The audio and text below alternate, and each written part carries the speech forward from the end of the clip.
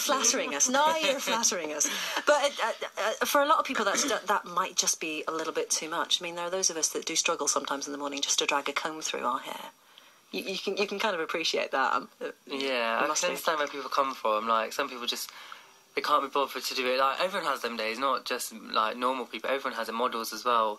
But I think with models, they have the more determination to make sure they are looking the best because their career is all about looks. Yeah. With other people, their career might not be about looks. It might be about how smart they are, how they talk, and stuff like that. So it's all depending on what type of career you've got. Becky, you said earlier, on my chin.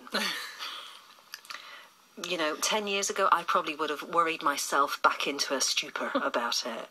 Now, it just doesn't seem so much of a problem. I kind of, deal with it and get on with it.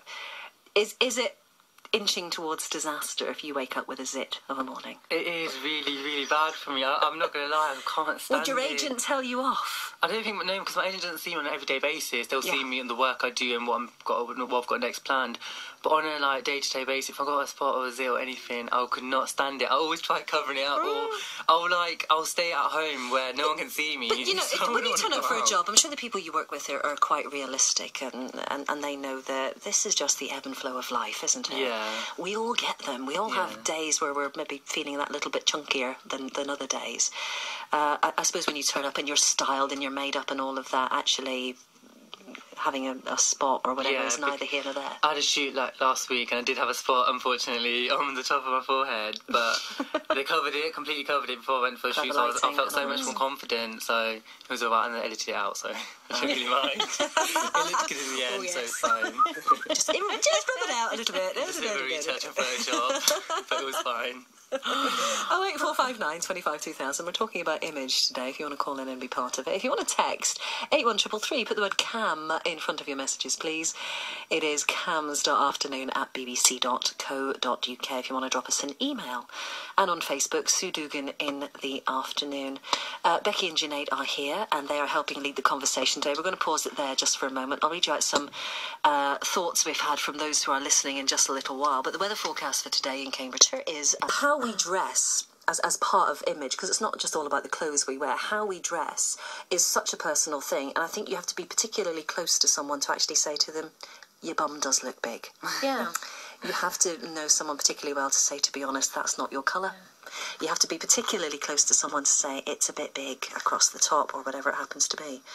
But yeah, all adding up to something better for that person. Or as my husband said, this is catch-22.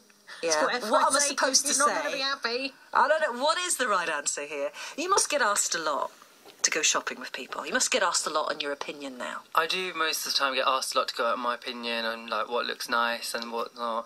But whenever I go shopping, I'd always take my best friend Holly with me, and we've always told each other what looks good on each other, and we're so comfortable with each other. We just tell each other. How honest this looks good, that doesn't look good, and she's the main person I'd definitely go shopping with. Would she say to you, no, absolutely, no?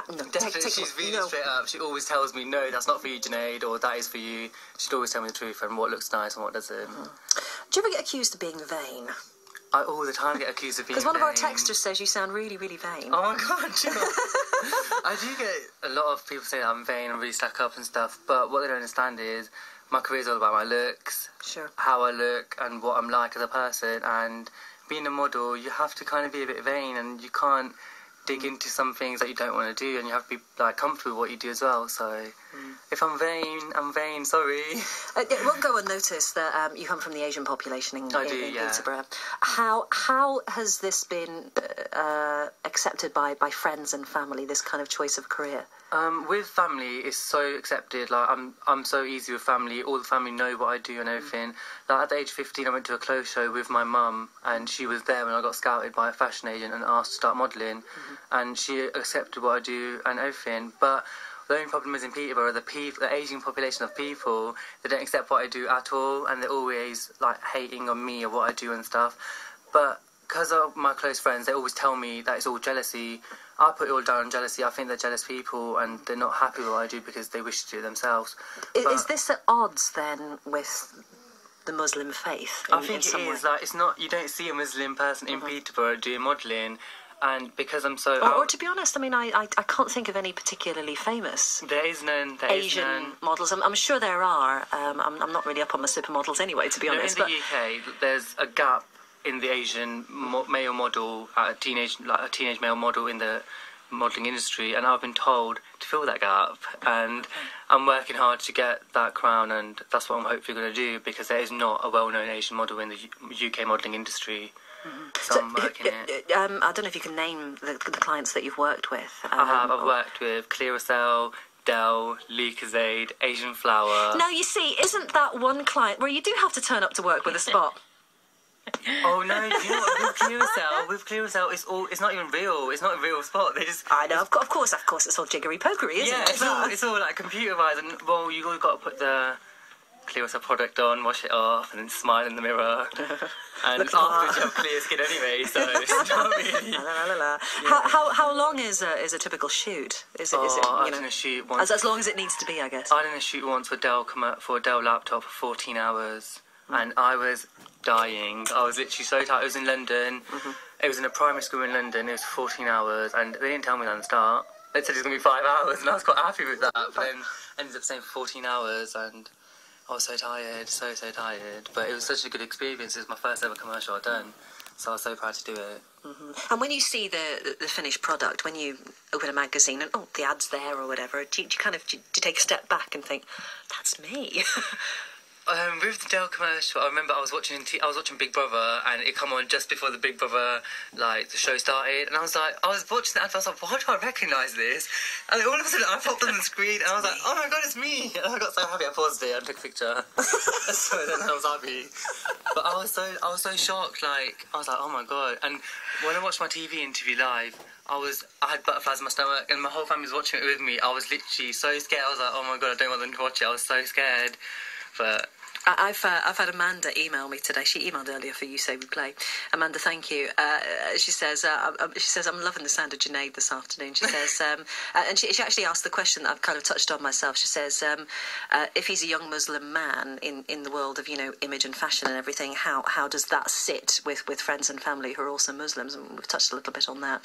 But she says he sounds absolutely wonderful. She says, where can I find a picture of him? I believe, Amanda, these days he's on Facebook and on Twitter, isn't everyone? You can also Google me if you like. Just write Junaid Ahmed model.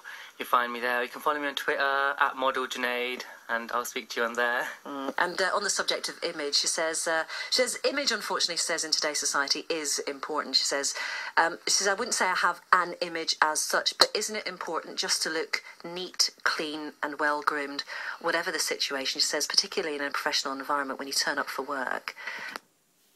Because your image is more a dressed down kind of look. That's what people associate with you. Yeah, maybe. But there are times when I just think, I am not wearing jeans again today. Yeah. I'm going to wear something different. Not today. Have you ever, on a photo shoot, Ahmed, ever had to do something or wear something you thought, please don't make me? Yeah, I did, unfortunately. I had to wear this gold tight trousers that were just awful. Yeah, no, we've seen the pictures. They're hilarious. It's awful. I hate them. I hate that so much, but because I'm a professional person, I have to do things professionally, and I'll do it if I'm getting paid for it. So I just got to do it. And there's no kind of turning up your nose when you turn up at a shoot and you're required to wear something that you really don't think will suit you, or you have to have your hair styled in a certain way or be made up in a certain way. You just have to go with it. You just have to go with it. They will tell you a brief before you go for your shoot what is expected, but then sometimes unexpected things do happen. They just pop out some stuff, and you just got to deal with it as well. Or maybe sometimes you're surprised. Someone will put you in something you think, please don't make me. Yeah. And actually you think, yeah, that's happened before. I wasn't expecting to like this, but I do. Yeah, it's happened before. What's the next big shoot, the next big job for you? Are you allowed to tell us? I don't know if I'm allowed to say. Okay. Well, I'll give a little bit of a teaser. Okay. I'm in a soap TV show. In November, I start a new character. Ooh. It's a very popular show, but I can't say what it is at the moment. I'm really sorry. If I hold up my fingers, is it on that channel? No, it's not. No, okay. It's on... Yeah, it's really, really popular teenage soap. I made it even more... Oh, okay. I was giving it away kind of now, I think. Yeah, right. But yeah, we gotcha. That's the main thing. And if anyone wants to know what's going on, what I'm doing next in my life, it's my Twitter, www.twitter.com/modeljunaid. Model Junaid. Yep. I think you've earned yourself a few more followers today. I hope You so. can also follow on Twitter if you like. Oh, Be yeah. confident. Do you tweet coach. these days? I do. Yes. Be confident coach. Yeah. Be confident coach. I'll follow you today. Follow each other. Follow